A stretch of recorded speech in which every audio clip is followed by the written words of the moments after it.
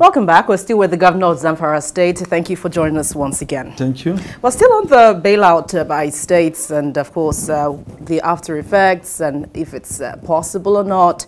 Right now, you asked about that states are requesting for funds from the federal government, these monies, so to speak, that are being owed to the states or that are being owed the federal government. If you can, of course, share a part of it. Do you think the funds will suffice to offset the huge arrears that we're seeing right now on ground? No, actually. Despite the fact that we have not gotten how much is on ground now, but I believe strongly that what is available cannot cater for all outstanding. But definitely, we work, Mr. President asked the CBN Governor, I think the Accountant General Office, DMO, to look inward to ensure that in the next couple of days, stay that out of this problem. Because as a president, he will not sit down and hold his arm and look at the Nigerians are working and we cannot do our basic responsibility. The basic responsibility for you to say that you cannot pay your worker. So how could you put confidence in others that you are going to outlive their life?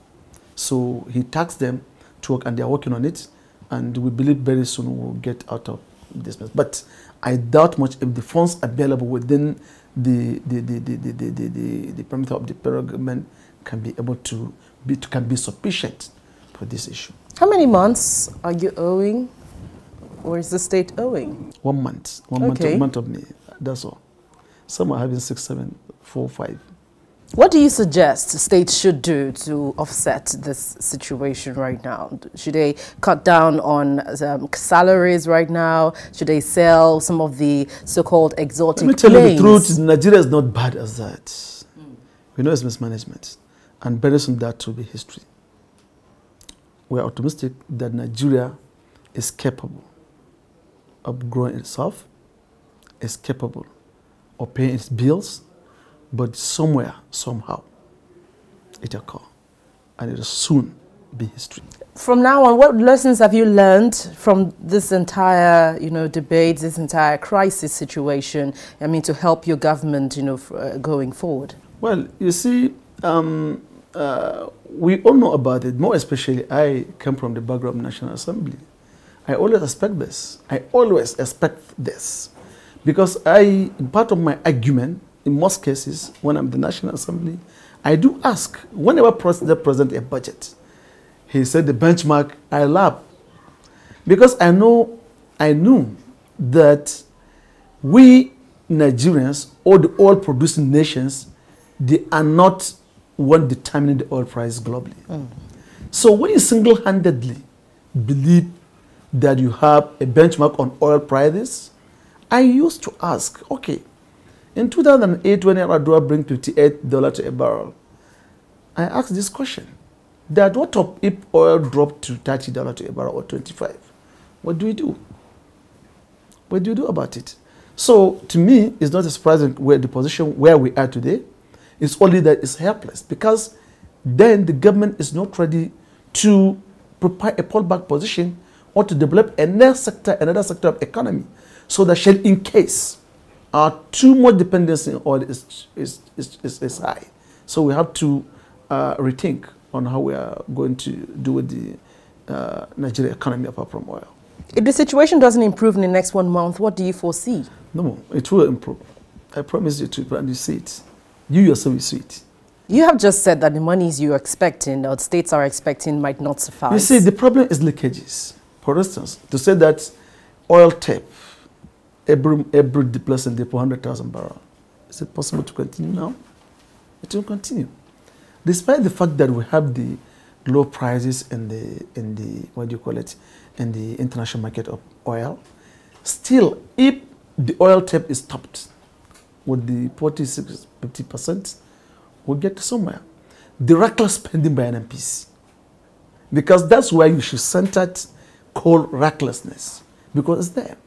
For a government, for an institution who generates 8 trillion and spend and give the federal government, state and local government 4.something trillion and spend 3 trillion,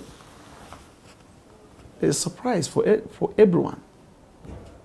who is within the scheme of things. You generated 8.1 trillion and you gave out only 4.3 or 4.4 trillion and you spent 3.7 trillion for some other thing, you yourself without budgeting. What recklessness you can determine this to be.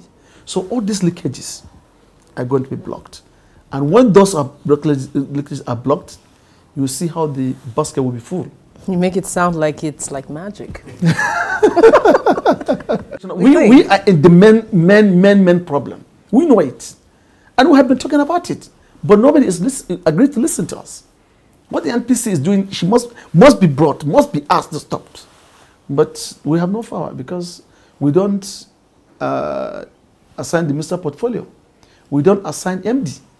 But it's our own part of responsibility in our forum to say that these things should go right or should go left. But we are not given that opportunity to do. But today we have that opportunity.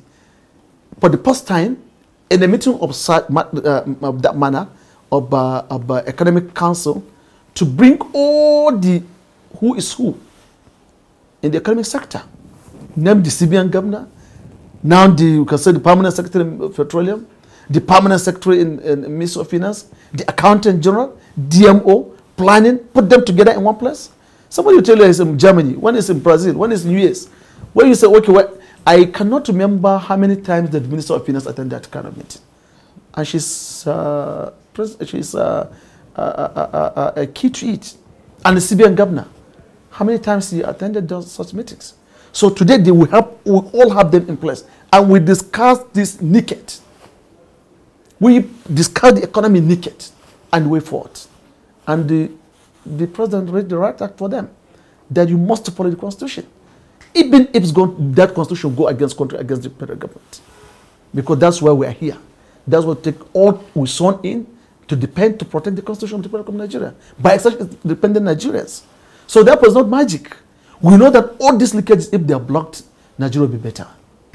Just give us a tip of what is happening right now in Zamfara. You know, we understand there's so much happening in areas of farming and mining. Can you throw more light on that?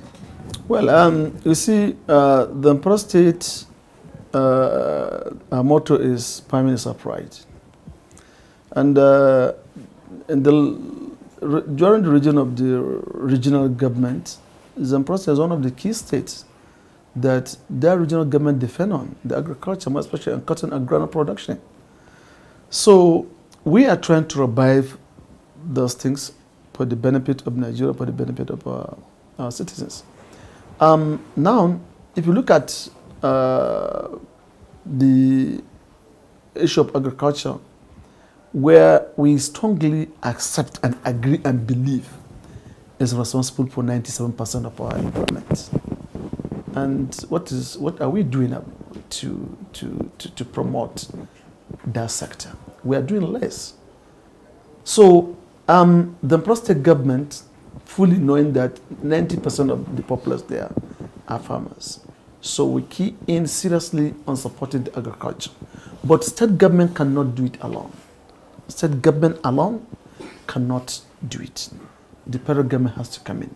And now is one of the current principles of this administration, agriculture and mine, because we have to diversify from the issue of oil. Because as he said, in the next 10, 15, 20 years, the oil will never be something to write home about.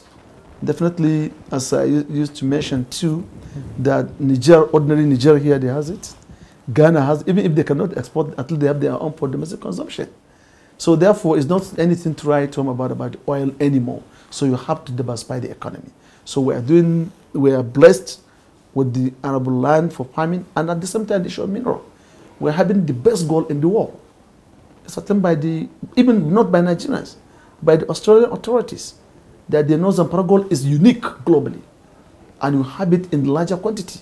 So what left is the political will to come and harness those minerals so that we can diversify from the economy. Very well. Governor Abdulaziz Yari, thank you very much for coming on Dateline Abuja and sharing your thoughts with us. Thank you.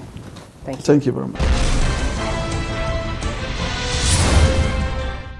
Well, thank you very much for being a part of the program. Send your views and comments to the address and Twitter handle on your screen. You can let us know anything happening within your locality, especially if you're in the nation's capital. And don't forget, you can view the program on youtube.com/channelsweb/videos and make a comment after viewing the current video as well as older episodes of the program. Remember to include your name and where you're writing from. If you want to comment on this week's edition, you can also do so and we'll have them aired. Thank you for watching this week. I'm Gloria Umezuke and see you again.